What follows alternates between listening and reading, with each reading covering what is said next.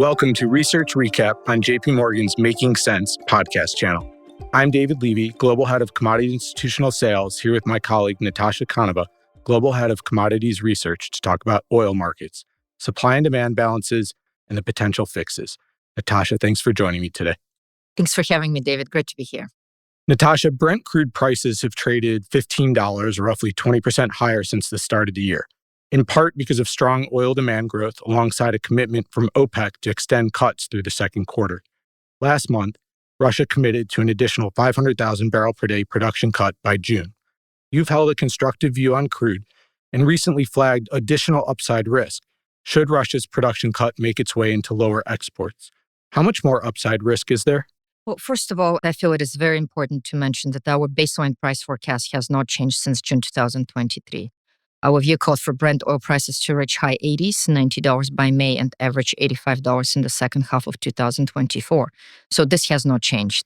What has changed is the risk bias around our baseline view, which has shifted from a balanced risk last June to a view with a significant upside in early March. So what has changed in early March is that, as you correctly pointed out, Russia unexpectedly announced that they will be cutting production from 9.5 million barrels per day, what they produced in February, to about 9 million barrels per day in June. So, first of all, this shift in Russia's strategy was very surprising to us. All the body language from Russia was that it makes sense to bring some of the production back because they were stressing that demand is healthy, the markets are balanced, and the price is exactly where it should be. So it makes sense to bring some of that supply back. So the biggest surprise was first the announcements that they will be instead cutting production. And then, if you look at the face value and assuming no policy response either from the supply side or the demand side, Russia's action alone could push Brent price closer to $100 by the end of August, September, keeping pressure on the U.S. administration and the run-up to elections. The price hike could be further amplified if OPEC announces at their June meeting that they will be extending their current voluntary cuts through the end of the year. How do you address the rebuttal that the upside risk is challenged by the fact that we still have 4 million barrels a day of OPEC spare capacity? So to set the stage, OPEC today is holding about 4 million barrels per day of spare capacity. For scale, this is the highest on record outside of recessions. This is very high level considering that global economy is doing really well, that oil demand is at record levels, and demand growth is actually strong. So in essence, OPEC is cutting production despite solid economic growth, which is a testament to a very strong production outside of the OPEC alliance, led by the US, but also by Brazil and Guyana. So in short, the OPEC alliance has to cut production in order to keep the oil markets balanced. The perception in the market is that because there is so much spare capacity, that is actually providing a ceiling to how much the price appreciation can go. For example, we estimate that if this oil spare capacity is being unleashed, it will be worth about $32 to the price of oil. But what we're arguing is that the spare capacity is actually in the hands of the beholder, and so far OPEC has proved that it actually can keep very large volumes of oil supply out of the market. Natasha, particularly with all the conversations around geopolitical risk premia, investors have been focused on the supply side of the balance, but in fact, demand continues to perform, with global oil demand growth at 1.7 million barrels per day year over year. I'm a big fan of your weekly oil demand tracker that flags high-frequency data. For the listeners not familiar, can you explain the piece? So, David, it is a great tracker. It tracks not just the oil demand, but in general, the health of the global economy. We always joke that if there is a recession somewhere in the world, we'll be the first to see it. So what exactly this oil demand tracker does, it tracks demand. So we see how many cars are on the road. We see how many trucks on the highways worldwide. We see how many planes take off every day in the world and so on. So about 82% of the daily oil demand is visible to us through this demand tracker. And what stood out in the data year to date, either by product or by region? So what the tracker showed relatively early is that the global demand was not only resilient, but actually it was broadening out by geography and by sector. We've noticed relatively early the recovery in Europe, but also the relative stability in the Chinese demand. So the latest data so far is pointing to strong demand growth, but at the same time, it is becoming visible in some softening in the U.S. gasoline consumption, some softening in the diesel consumption, especially in Europe and in China. So to some extent, that could be due to relatively high U.S. gasoline prices. So for example, today, nationwide retail gasoline prices in the U.S. are about $3.60, which is about 20% up from the start of the year.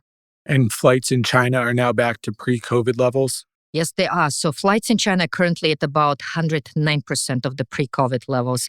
Domestic flights are running at about 107%, but international flights are at 120% of pre-COVID levels, which is amazing considering that the US-China flights right now are only at about 30% of the pre-COVID levels. What is interesting is that globally, flights reached 2019 levels last week. Thank you. So, absent all the geopolitical risks, you've laid out a picture where both sides of the balance lend support to oil prices higher in the short term. You've also written about a few levers that could be implemented or realized that curb your overall crude view above those levels. What are the most probable ones that we can see this summer or before the US election?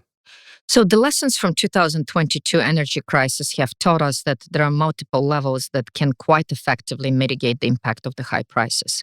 So the most obvious rebalancing mechanism, especially in the short run, is the policy response in the form of the SPR drawdown. Also diminished the reserves still hold ample crude supplies and at about 360 million barrels today. This is down from the peak of about 700 million barrels. We still believe that there's still enough crude to protect the nation's strategic needs, but also offer a cushion against price shocks. So we estimate that the US administration at the moment has the policy space to release about 60 million barrels of crude. So the way to think about this, that's either 1 million barrels per day for 2 months or about 0.5 million barrels per day executed over 4 months. Beyond the immediate impact, the demand destruction is definitely another important countermeasure. This is the one that we're watching very closely, especially starting from a couple of weeks ago when Brent was trading at the $90 range.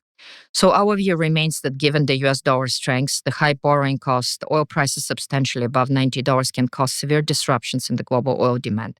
That was the case in June 2022, but also September and October 2023 when demand broke down at about $95 Brent.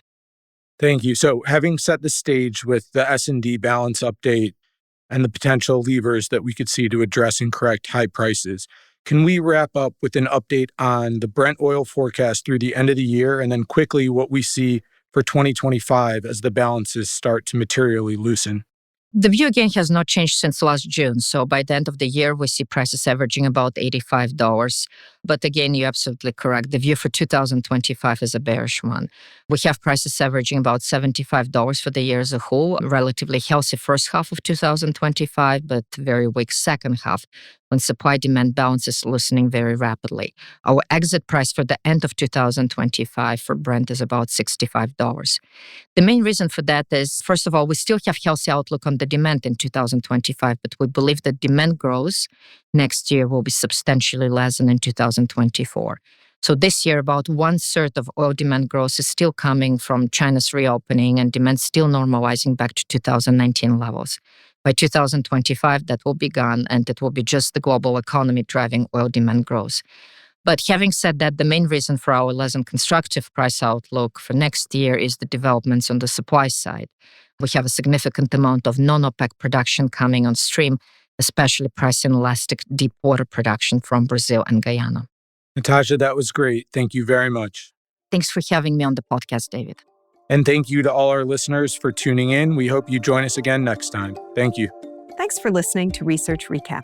If you've enjoyed this conversation, we hope you'll review, rate, and subscribe to JP Morgan's Making Sense to stay on top of the latest industry news and trends. Available on Apple Podcasts, Spotify, and YouTube.